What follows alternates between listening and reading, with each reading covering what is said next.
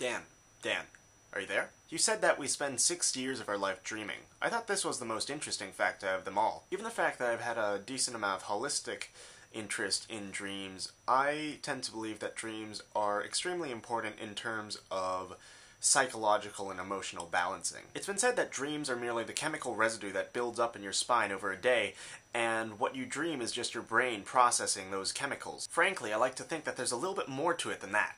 Considering the fact that dreams are one of the few things that can actually make us question the very nature of existence and experience itself, I think they tend to play a rather important emotional and psychological role in our lives. For now, my lips are sealed in the matter of dream interpretation, but there is a lot that can be gleaned from a person just based on their dreams alone. You can figure out what kind of a person a dreamer is, what their worries are, what they think about, what they fantasize about, and what their fears are. Hell, you can even figure out a little bit about the way they think. When I dream, it's always a really strange mix of fantasy and surreal elements. There's almost never anybody I actually know in real life, and when there is, my dreams are simply serene and silent and calm.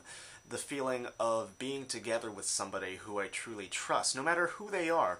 In the dream, I feel a connection to this person.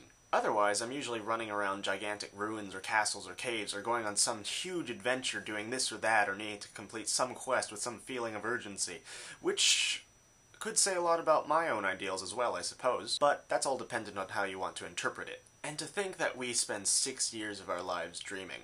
I think that if we didn't, we might just go insane. I believe that dreams are a way for humans to cope with their own emotionality and thoughts and subconscious feelings, even if they're not aware of them. And those dreams I've had about people I know, people who might be even nearly strangers, yet who I feel a strong connection with, a never-ending comfort, a feeling of trust and serenity.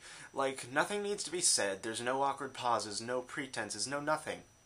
Just trust. And to an extent, communication. Which honestly kind of brings me to the real point of this video to you, Dan. Specifically to you. Dan, I seriously hope that you will see and consider this video, because I feel that you are one of the people on YouTube who really considers communication an important thing.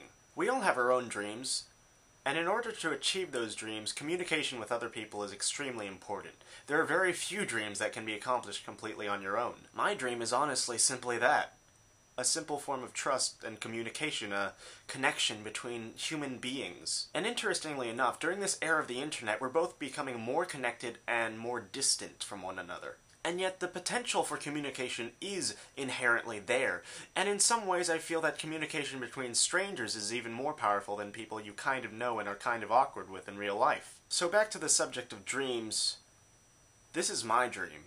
I have my own show. It's tiny, but I am really interested in bringing people together through the internet, through another medium, in such a way that we can learn to trust one another again. While I undoubtedly hope that I get some more viewers for my show by this video, I really want to know how you feel about YouTube as a medium for community and for people to connect. At the same time, if I may ask, I also want to know what your dream is. Thanks for watching, Dan. I hope you found it interesting. And honestly, I'm looking forward to a response.